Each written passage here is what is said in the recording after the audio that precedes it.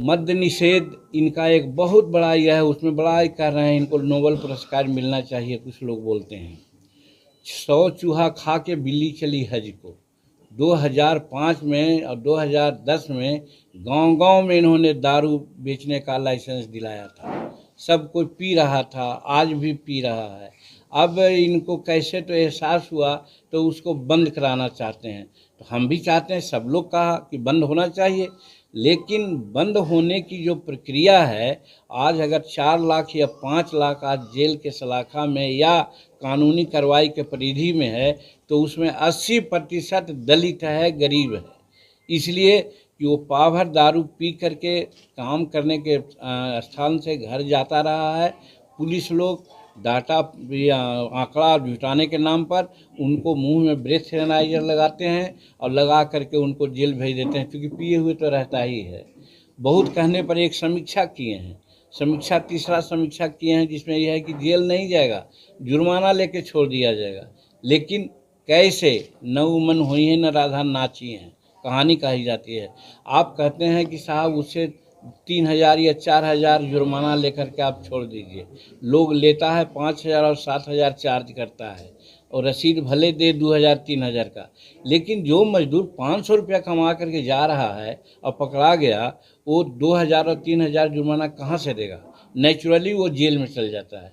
तो कहने का मतलब कि शेड्यूल कास्ट के अधिकांश और दलित गरीब तबके के अधिकांश लोग आज जेल के शिकंजे में हैं। इसलिए हम कहना चाहते हैं कि आप अपना जो मद्य निषेध वाला जो ये है, दोषपूर्ण आपका है, आप ठीक से उसको नहीं किए हैं, उसको वापस लीजिए। और हम डिक्लेयर करना चाहते हैं कि यदि हम लोगों की सरकार आवेगी आगे के दिनों में, तो या तो हम गुजरात मॉडल का मद्य निषेध कानून लाएंगे, और नहीं तो पूर्ण रूप में हम लोग छोड़ देंगे। पहले था तो क्या हो रहा था, दूसरे राज्यों में फ्री है तो क्या हो रहा है। अपने आप समझदार होने, उसके जगह पर हम लोगों को शिक्षित करेंगे, अवेकनिंग करेंगे, अवेयरनेस करेंगे कि नहीं पीना चाहिए। तो कहने का मतलब ये भी एक एंगल है जिससे हम कर सकते हैं कि शेड्यूल कास्ट के प्रति इनका नज़रिया ठीक नहीं है।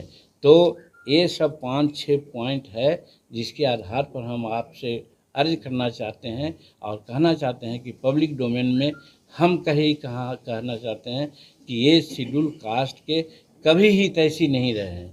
अगर शेड्यूल कास्ट के हितैषी रहते तो जीतन मांझी को इन्होंने मुख्यमंत्री बनाया था, 9 महीना काम किया, 2 महीना 3 महीना इनके कहने पर काम किया था, तो बड़ी अच्छा है।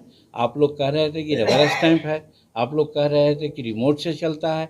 जब हम अपना काम करने लगे तो इनको बड़ा बुरा लगा और हमको ज़बरदस्ती हटाए। हम कहते हैं, पूछना चाहते हैं, ज़्यादा नहीं पूछना चाहेंगे, समय लगेगा, कि जीतन मांझी उसमें निर्णय लिया, नारी सशक्तिकरण की बात होती है, प्रथम क्लास से लेकर के एमए क्लास तक किसी जात की लड़की हो, किसी समुदाय की लड़की हो, उसको हम एजुकेशन फ्री कर दिया था। क्या गलत हमने किया था? हटाने का तो कोई कारण होना चाहिए। हम अनएम्प्लॉयड लोग जो हैं बेचारे नक्सलाइट होते जा रहे हैं, उनको जॉब नहीं मिलता है। हमने ठीका में आरक्षण किया था कि 75 लाख ठीका में उनको आरक्षण देंगे। क्या गलत किया था? नीतीश कुमार जी के अच्छे कामों के लिए हम लोग जंतर मंतर गांधी दिल्ली में 5 तारीख को धरना देने जा रहे हैं और वहाँ एक हवन करेंगे, नीतीश कुमार स्वाहा, नीतीश कुमार स्वाहा, और महात्मा गांधी के चरणों में जा कर के प्रणाम करेंगे।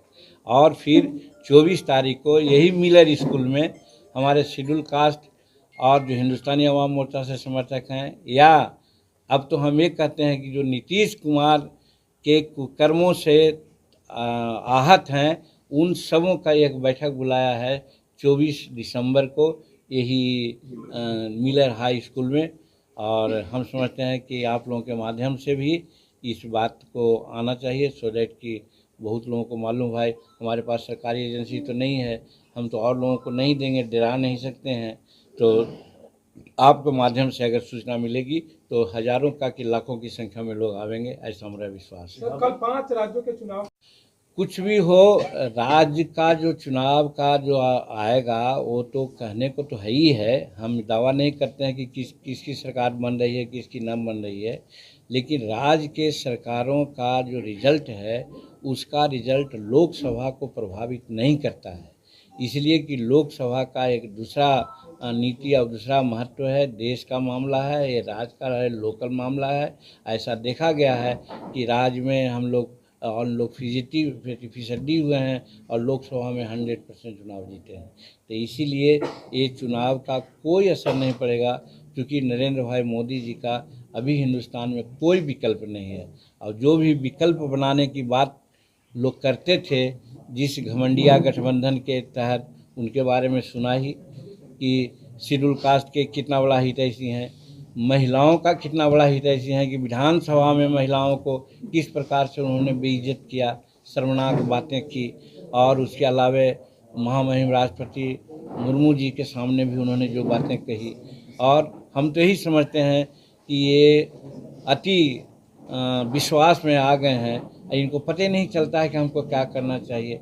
महावीर यही अशोक चौधरी को तो सोचना चाहिए था कि उनके पिताजी के पुण्यतिथि पर ले गए थे उनको, तो उनका महावीर चौधरी जी के माला अर्पण या पुष्प अर्पण नहीं किए, वो अशोक चौधरी के माथे पर ही माला और फूल अर्पण कर करके निकल गए। तो ये कोई ठीक माइंड वाला कर सकता है क्या? माधी जी, ये सीट शेयरिंग को लेकर कोई बात हुई है केंद्र से आपकी? जी नहीं, कोई बात अभी नहीं हुई है, और सीट शेयरिंग की बात हमको करना भी नहीं है। हम लोग सिद्धांत की राजनीति करते हैं, जो भी सीट मिलेगी, जो भी सीट कोटा में आएगा उसके आधार पर। हम कोई डिमांड नहीं कर रहे हैं, हम कोई डिमांड नहीं कर रहे हैं। जो घमंडिया गठबंधन को हराने के लिए अगर जो भी सेक्रीफाइस करना होगा हम लोग करेंगे, सब मिल करके लड़ेंगे और बिहार से 40 सीट देने का हम लोग प्रयास करेंगे। Thank you sir.